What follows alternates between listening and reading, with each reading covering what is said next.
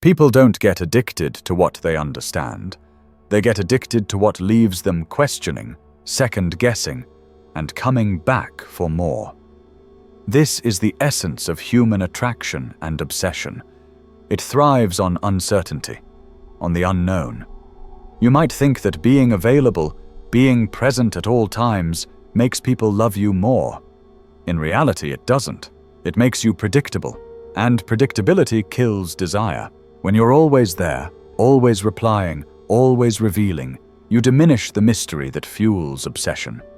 The mystique is gone, and so is their intrigue. We've been taught that opening up, being vulnerable, and sharing everything is the key to building connections. But every secret you spill becomes a tool that someone else can use against you. Every emotion you confess makes you easier to manipulate. Every detail you expose pulls you one step further from power. It's not about being open. It's about maintaining control over what others know about you. Every time you over-explain, you forfeit some of your power. That's why Machiavelli would say, mystery isn't a flaw, it's a tactic. Obsession isn't born from closeness. It's born from distance, from doubt, from silence. The key to creating obsession is distance. If you want people to crave your presence, start with your absence. Make them earn your time. Make them wonder what you're thinking. Stop explaining yourself. Stop feeding them comfort. Let them sit in the tension of not knowing. That's where obsession begins, when people can't figure you out. In that psychological space you refuse to fill, there is power. This isn't about being liked. It's about being unforgettable. It's about holding your value so high that they can't stop thinking about you. In this script, I'll break down 7 Machiavellian rules, real strategies built on dark psychology, silence, and strategic scarcity. You will learn how to use presence like a drug and absence like a weapon. No more oversharing, no more emotional discounts, just cold control. This is how power is built. This is how obsession is created. The obsession law. The first law, the obsession law, is that scarcity isn't a flaw. It's a strategy. Obsession is not created by giving people more of you. It's created by giving them just enough and then pulling back. Human psychology is wired to crave what feels limited. Scarcity triggers survival instincts. It awakens a primal chase. When your presence becomes a rare commodity, people start assigning it more value. They don't obsess over you because you're perfect, but because they can't figure you out. They're addicted to the unknown, not the known. That's why those who talk too much, post too much, and share too much are often taken for granted. When you give away your entire personality, there's nothing left for people to pursue, no mystery to uncover. The obsession dies the moment they feel they own you. But when you practice silence, distance, and timing, you control the narrative. You let curiosity do your work for you. You let people build stories in their minds about who you are and what you're thinking. And trust me, those stories are far more powerful than the truth.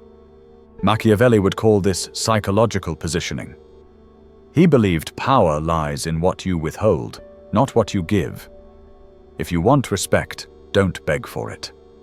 Create the conditions where your absence is felt more than your presence is noticed. That's what scarcity does.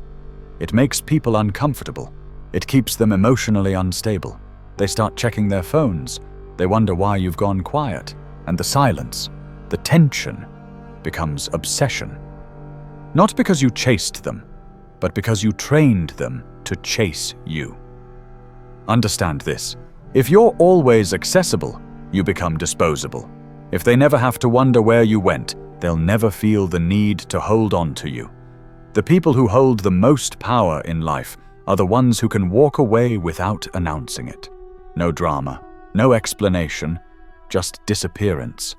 That disappearance burns into their memory. It builds value without a word. You didn't leave because you were emotional. You left because you don't reward mediocrity with your presence. This is the art of being missed before you're even gone. When you walk into a room, don't flood it with energy. Let people earn your attention. Let them feel like your time is currency, and they need to spend something to receive it. Be unpredictable in how and when you show up. Consistency is overrated when you're trying to build mystique. Remember, obsession is built on tension, and tension comes from uncertainty. So train yourself to stop over-explaining. Stop replying instantly. Stop thinking you have to maintain every relationship through effort. The real power comes when you're not chasing, and yet they're still watching. That's scarcity. That's strategy. That's how obsession is born. The mystery shield. The second law is the mystery shield. Stop explaining yourself. When you explain yourself too much, you destroy your own power. Every time you justify your actions, defend your choices, or try to prove your worth, you shrink.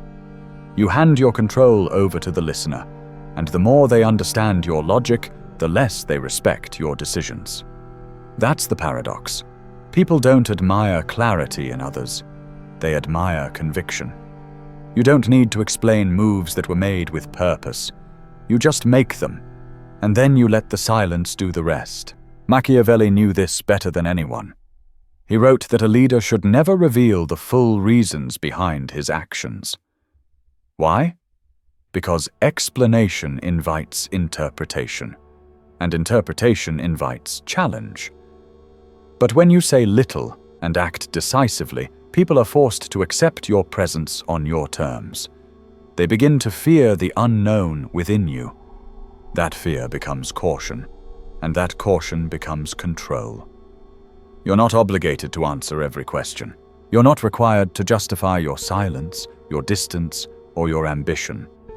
In fact, the moment you try to explain those things, you dilute their power. Let them wonder. Let them assume. Let them overthink. Because the confusion they feel is exactly what builds obsession. The mystery shield protects your internal world. And once that world becomes unreadable, you become untouchable. Most people destroy their aura by being too available mentally. They say things like, "I just wanted to be clear," or "I didn't want to be misunderstood." But power doesn't care about being understood. Power wants to be respected. And if confusion earns you more leverage than clarity, then confusion becomes the strategy. You don't need to be the loudest. You just need to be the least predictable. That's how the brain locks onto you. That's how it spirals. Think of the most powerful people you've met. The ones who left a mark on your memory. Were they always talking? Always explaining? No. They spoke with purpose. They left room for silence. They let their presence speak louder than their reasoning. That's what you must master. Be intentional with your words. Use fewer of them. Make every sentence feel like a locked door, hard to open, impossible to forget. When someone asks you what's wrong, don't explain. When someone pushes you for answers, stay calm and controlled. You don't owe access to your inner world. That's not cold, that's calculated. And when you move with that kind of discipline, people don't just listen to you, they remember you. They start replaying the last thing you said, obsessing over what you didn't say, trying to guess what you're thinking. That's how you become unforgettable. That's the mystery shield. And most people will never build it because they can't stop talking. Emotional scarcity. The third law is emotional scarcity. When you feel less, they feel more. The moment you show too much emotion, you give up control. Emotion is fuel for the other person's power. If they know what excites you, what angers you, what hurts you, they now own the blueprint to your buttons. And once they own that, they own you. But if you master emotional scarcity, showing just enough and holding back the rest, you flip the game. You make them feel more by letting yourself feel less in front of them. Most people think emotional openness equals intimacy, But in the Machiavellian world, that's a lie. Excessive emotion isn't strength. It's vulnerability sold cheap. You cry in front of the wrong person, and they'll never see you the same. You reveal your desperation, and they'll never respect your presence again. But when you remain calm, cold, and unreadable, they spiral. They start analyzing every movement. They start craving any sign of approval, any trace of validation. You become the source of emotional certainty, and the second you pull back, their world shakes. Machiavelli believed a ruler should never let himself be governed by love or hatred. That's not because emotion is bad. It's because emotion clouds judgment. And anyone who loses control of their internal state is easy to manipulate. When you limit emotional display, you multiply psychological impact. A man who looks unfazed during betrayal, he becomes dangerous, not because he's empty, but because his silence says he's calculating. And that scares people more than rage ever could. This is emotional scarcity. You reveal only what's useful. You smile when it adds tension. You laugh when it disarms.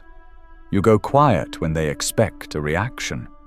You train yourself to feel without flinching and respond without revealing. The less emotion you show, the more others start projecting their own, their guilt, their fear, their hope. You become a mirror they can't read, and in trying to read it, they fall deeper into obsession. This doesn't mean becoming numb, it means becoming selective. A controlled mind is lethal. You can care deeply, but you never perform it on command. You never cry for approval. You never rage for attention. And you never beg to be seen. That emotional restraint builds power. It builds unpredictability. And unpredictability, again, builds obsession. Because here's the truth. When you stop reacting, they start wondering. When you stop speaking, they start thinking. And when you stop feeling, at least on the surface, they start feeling for you. That reversal is the entire game. Your stillness creates their storm. Your indifference awakens their obsession. Emotion is leverage. Use it with discipline or be ruled by those who do. The fourth law is unpredictability. Control the chase by breaking the pattern. Unpredictable rhythm. The fourth law is unpredictable rhythm. Control the chase by breaking the pattern. Predictability is poison to obsession. The human brain is wired to discard what it can predict. If you always reply at the same time, always act the same way, always follow the same pattern, you become background noise, familiar, safe, boring. But if you interrupt that rhythm, if you move in calculated unpredictability, people can't settle. They can't predict you, and what can't be predicted becomes addictive. That's how you take control of the chase. People fall into patterns because they think consistency builds trust. And yes, it does, if you're trying to be a servant. But if you're trying to build power, trust is not your first currency. Tension is. You want people to feel a little off balance, a little uncertain, because uncertainty breeds focus. When they don't know how you'll respond, they start watching more closely. They lean in. They obsess over timing, tone, context, trying to decode your next move. That's when you have their attention wrapped around your finger. Niccolo Machiavelli understood that unpredictability is a strategic weapon. The moment your enemies think they know your next move, that's when they prepare the trap. But if you keep your rhythm broken, if your behavior fluctuates just enough to keep them unsure, you stay in control. That same principle applies to influence, obsession, and relationships. Consistency breeds comfort, but power is built in discomfort. So stop operating on routine when it comes to people. Sometimes respond instantly. Sometimes don't respond for hours or days. Sometimes show warmth. Sometimes pull it away. Let them earn the moments of clarity. Let them chase your approval like a signal they've been cut off from. You're not being rude. You're engineering desire. You're introducing doubt on purpose because doubt creates pursuit, and pursuit creates value. Even your presence in a room should be unpredictable. Don't always be the loudest. Don't always be the observer. Be both on different days. Speak less on Monday, dominate Thursday. Withdraw for a week, then reappear with power. That inconsistency won't confuse the strong. It will consume the weak. They'll crave your rhythm the way an addict craves the next hit because your energy won't be something they understand. It will be something they want to solve. That's what makes people obsessed. Not your kindness, not your effort, but the gap between what they know about you and what they can't quite figure out. That mystery, timed with emotional pullback and unexpected responses, becomes their mental loop. They replay your words. They overthink your pauses. They chase the rhythm they can never master. Control the rhythm. Control the chase. Break the pattern, and you'll break their sense of emotional stability. That's where obsession is born. Hold the blueprint. The fifth law is withhold the blueprint. Never reveal what drives you. They can't destroy what they don't understand. That's why you must never reveal the core of what drives you. Your ambition, your pain, your past, your next move. Keep it locked. Keep it sacred. The second you give someone the blueprint to your internal world, they begin to map out how to use it against you. Curiosity turns into strategy. Sympathy turns into manipulation. And admiration fades the moment they think they've figured you out. We live in a world obsessed with sharing. Be transparent. Be vulnerable. Speak your truth. But that's the fastest way to become predictable. People don't respect open books. They read them once, then toss them aside. What they respect is encryption. When you speak in fragments, when you move without preview, when your goals are hinted at but never confessed, they're forced to pay attention. They're forced to guess. And when people guess wrong, they lose power. That's where your edge begins. Niccolo Machiavelli warned that a prince must always guard his intentions. Why? Because the clearer your desires, the easier you are to trap. Wanting love? They'll dangle it. Seeking power? They'll use flattery. Looking for revenge? They'll bait your rage. But when no one knows what drives you, when you move without revealing your fuel, you become untouchable. You walk through rooms and nobody knows what you truly want. And that terrifies them because it means they have no way to own you.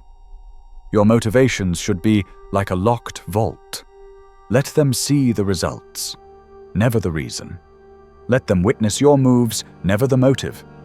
That way, even when they try to copy you, they'll miss the formula. That's how legends are made, not by showing their path, but by letting others get lost trying to follow it.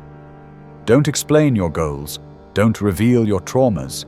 Don't tell them what makes you tick. Not because you're hiding, but because you're guarding.